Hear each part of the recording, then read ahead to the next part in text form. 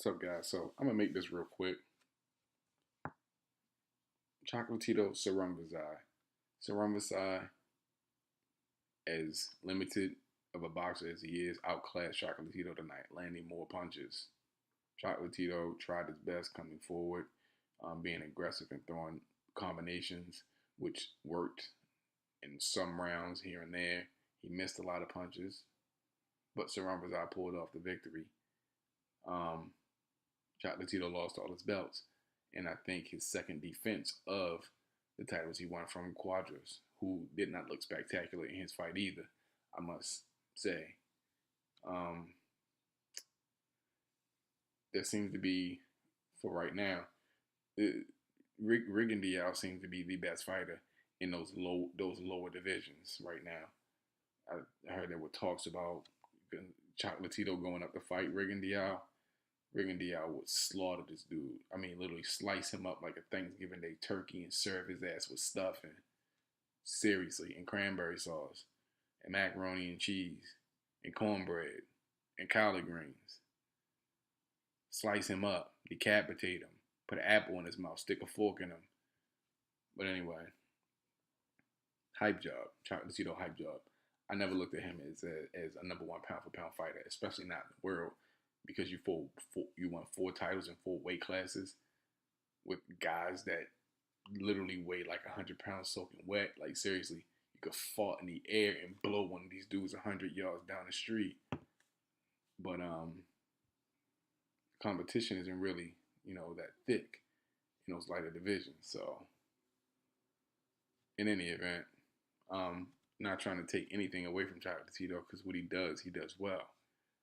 He just couldn't do it against this guy, somebody who is in a high, who was fighting at a higher weight class than him for the most majority of his career, I would assume. So he was bigger and stronger, and he showed it. But Chocolatito lost his belts. Now, the main event, Jacobs and Golovkin. They both were very tentative to start off, testing each other, testing the waters, trying to get their feet wet, getting their range together and everything. Golovkin pretty much did what I thought he would come out and do, like he did with Lemieux. Respect Danny Jacobs' power and boxing ability and work behind his jab. He's not as skilled as Danny Jacobs, so that's the only thing he could do. Do the things that he does well and try to put them all together, like cutting off the ring and working behind his jab. When he started to get a feel for Jacobs' power, started to taste it a little bit, it kind of made him gun shy. Danny Jacobs was placing his jab well, keeping Triple G at bay.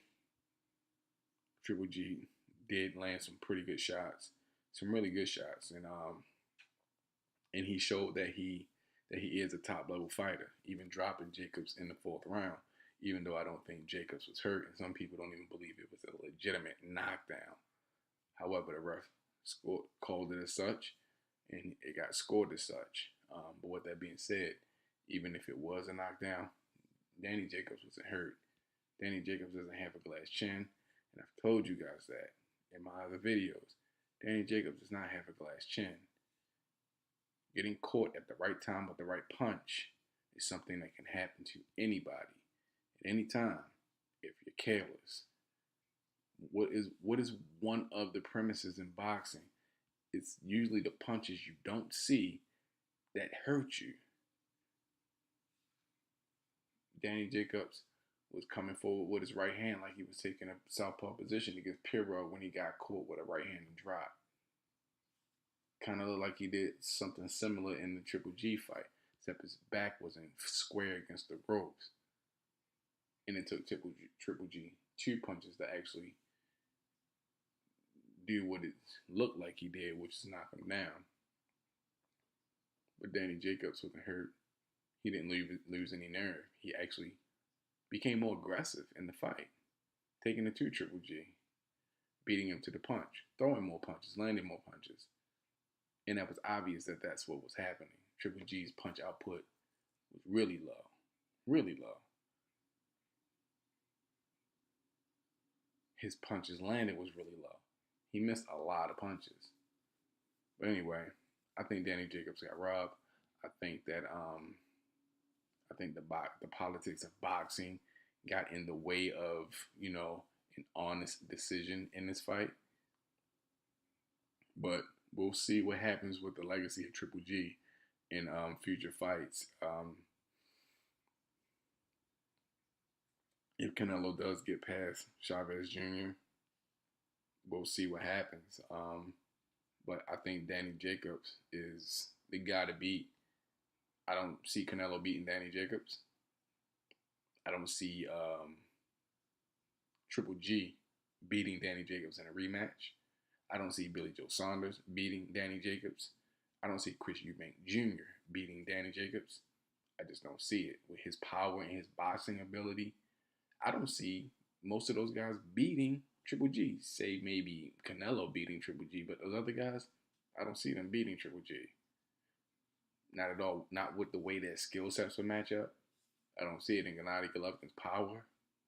I don't see it. Him and Danny Jacobs are the top of the middleweight division.